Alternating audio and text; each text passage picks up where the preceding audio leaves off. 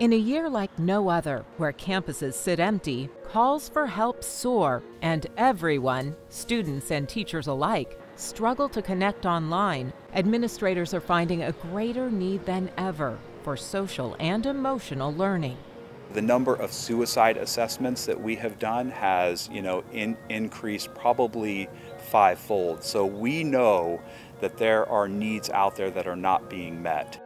Social and emotional learning, the process of developing self-awareness, self-control, and interpersonal skills, has been a part of everyday learning at Sacramento's John F. Kennedy High School for years, but has proven even more important during the pandemic, when so many students feel disconnected. We needed to learn about ways where students can not only manage themselves, manage their surroundings, collaborate with their classmates, but also have a way to speak about their experiences in a healthy way with the adults in their life, whether it's on campus or at home.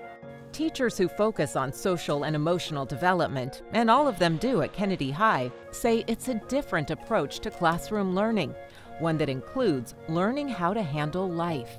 We are very much trained to focus on content and instruction. And there's sort of this sometimes assumption, I think, that the social emotional part happens when kids are in elementary school and middle, and that just isn't the case. At Kennedy, a campus that receives students from 7 different schools in very different neighborhoods, social and emotional skills are introduced to students in a variety of ways. Some teachers prefer to touch on it throughout the curriculum. For others, it may be part of their daily routine. Let's go ahead and we'll start with just our check-in. But throughout the campus, there's an effort by teachers to really connect with students, addressing their uncertainty and making sure they know that much of what they're feeling is completely normal. I don't know what tomorrow looks like right now. I'm scared, I'm nervous, I don't know what, are we coming back to school, are we not? And it's really nice to be authentic and be like, I don't know either. I don't know either, and it's gonna be okay.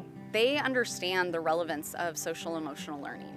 They get, relationship skills, yeah, friendship, how I interact with my family, right? And they can see that transfer.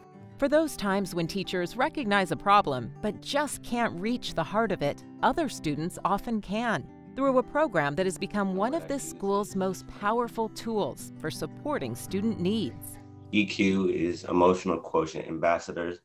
You can basically think of us as counselors, except we're not old. So, we kind of get what type of situations you have. We get your point of view.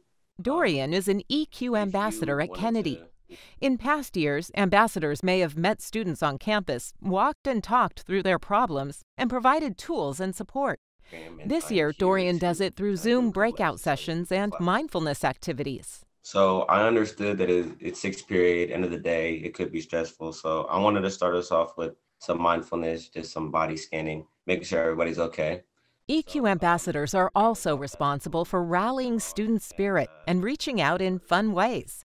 A challenge during the pandemic, but they say it's an important way of connecting, particularly when they can't meet in person. But it's also just to bring everyone together, just to make sure everyone can see school as a safe place. When we build relationships and we have that sense of safety and community, then our brains are able to learn more easily. It'll definitely make us more empathetic to understanding others. Freshman Emily May says the discussions in her ethnic studies class address things like implicit bias, how not to make snap judgments, and in her words, how to be a better person. I think my listening skills have improved a little bit. Just being more comfortable around others and learning that everyone goes through life differently, no one's going to be the same. And in Carrie Zurenberg's English language development classes, where students are faced with a new language, new technology, and for many, a new school, bilingual ambassadors offer support in their language. El futuro recompensa a quienes siguen adelante. Well, our goal is to educate students and give them the tools and the strategies to engage constructively in our society, in our democracy. I think it's cool. It'll definitely make a better school environment, not just in the classroom. And then it'll hopefully spread out into our everyday lives, not just at school, but at home, when you go to future jobs, just growing up and becoming better people. In the short term, I hope that it eases that transition. I hope that it allows them to return to in-person instruction, enter back into the classrooms ready to learn. And in the long term, the hope is that these social and emotional tools will help these students build confidence, find empathy, strengthen relationships, and succeed long after they leave this campus.